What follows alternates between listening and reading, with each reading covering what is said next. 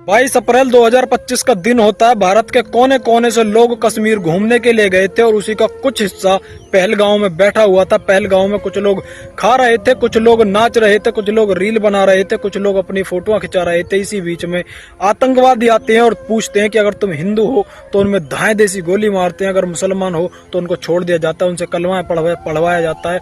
अगर कलमा ठीक पढ़ते हैं तो उनको जिंदा छोड़ दिया, अगर वो नहीं पढ़ पाते हैं हिंदू, उनको लगता है कि ये हिंदू हैं, तो उनके धड़क से माथे पर गोली मार दी जाती थी। मीडिया का आंकड़ा बताता है, कुछ लोग तो कह रहे हैं कि मरने वालों की संख्या, जो शहीद हुए थे, जिन बेकसूरों की जान गई थी, उनकी संख्या 26 होती है। कुछ बताते हैं कि 29 है, कुछ बताते हैं कि 28 है। लेकिन इन्हीं में से एक होता है नेवी का लेफ्टिनेंट, जो कि हरियाणा का होता है, उसी को भी गोली मारकर उसकी हत्या कर दी जाती है। और उसकी पत्नी अपने पति के पास में बैठकर, जो कि कुछ भी उनको पता नहीं था, ना ही वो हाथ हिला रही थी, ना ही पैर हिला रही थी, ना ही किसी से बात कर रही थी, और वो फोटो इतनी तेजी से सोशल मीडिया पर वायरल हो रहा था।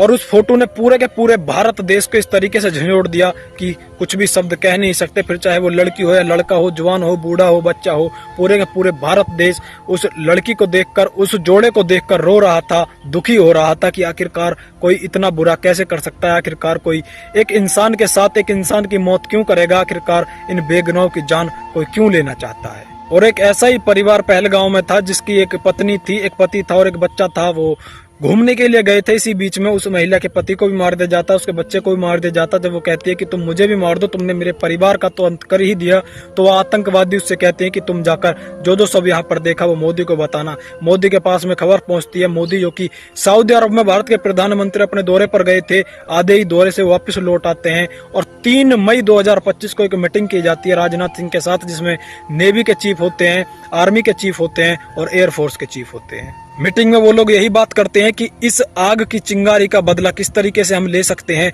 जो बेगुनाहों की जान गई है, इन बेगुनाहों का बदला हम किस तरीके से ले सकते हैं, ताकि इन बेगुनाहों की आत्मा को शांति मिल सके। जो लोग शहीद हुए हैं, इनकी शहीदी हम खाली नहीं जाने देंगे, ईंट का जवाब पत्थर से देंगे। फिर दिन आता है 7 मई 2025। भारत पाकिस्तान के ऊपर स्ट्राइक करता है, अटैक करता है, जिसमें 9 ऐसे अड्डों को तबाह कर दिया जाता है जहां पर आतंकवाद पल रहा था, जहां पर आतंकवादियों को पला रहे थे, आतंकवादियों को ट्रेनिंग दे रहे थे, आतंकवाद की ट्रेनिंग दे रहे थे। पहलगांव में जिन निर्दोषों की जान गई थी और जो आतंकवादी थे, उनका लिंक उन्हीं 9 अड्डों में से एक अड्डे पर उनका लिंक होता है।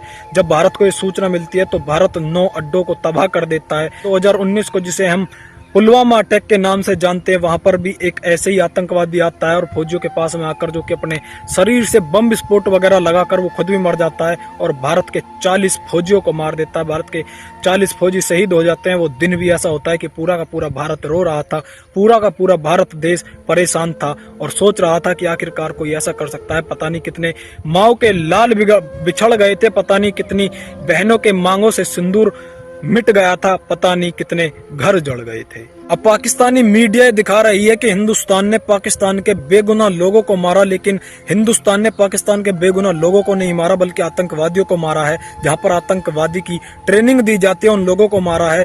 जो कुछ लोग होते हैं वहां पर ऐसी ट्रेनिंग दी जाती है, जो कि हिंदुस्तान में आने के बाद अपने शरीर से बम लगा लेते हैं। उनको ये कहा जाता है कि अगर तुम मरोगे, अगर तुम्हारी मौत होती है, तो तुमको जन्नत नसीब होगी, हूरों के बीच में तुमको जाना होगा, ताकि तुम्हारी मौत के बाद तुम जन्नत में जाओगे और वहां पर तुमको कई हजार हूरें मिलेंगी और वहां पर तुम्हारी जिंदगी स्वर्ग बन जाएगी। और पाकिस्तान के अंदर ऐसा 1 नहीं 2 नहीं बल्कि 9 अड्डे होते हैं, जिसे हिंदुस्तान पूरी की पूरी तरीके से तबाह कर देता है। कई परिवार उसमें पूरे के पूरे जलकर राख हो जाते हैं, उनका नाम और निशान नहीं मिलता। और एक बार कुछ आतंकवादी भारत आने के बाद वो एक जहाज में घुस जाते हैं और जहाज को अपनी हिरासत में लेते हैं। निर्दोषों की माथे पर बंदूकें रखकर कहते हैं, भारत के प्रधानमंत्री जी से बात करते हैं, कहते हैं अगर तुमने हमारे 2 या 3 लोगों को नहीं छोड़ा तो हम सबको मार देंगे।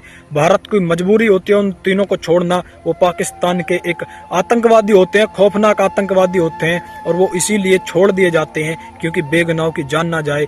और जहां पर वो आतंकवाद पल रहा था, जो लोग कहा जाता था कि तुम बेशक मर जाना, तुम्हारी मौत हो जाए, लेकिन तुम अपने मुल्क के लिए काम करना, तुम आतंकवाद के लिए काम करना। और उन 9 अड्डों में से एक अड्डा उनका भी होता है। अब पाकिस्तानी मीडिया रो रही है, तिलबिला रही है और कह रही है कि ये हिंदुस्तान ने क्या कर दिया और हिंदुस्तान ने बेगुनाहों की जान ले ली। बल्कि हिंदुस्तान ने किसी भी बेगुनाहों की जान नहीं ली, बल्कि आतंकवाद को खत्म करा है, आतंकवादियों को मारा है। दोस्तों, भारत के सैनिकों ने जो काम किया वो वाकई में गर्व के लिए है। जय हिंद, जय भारत।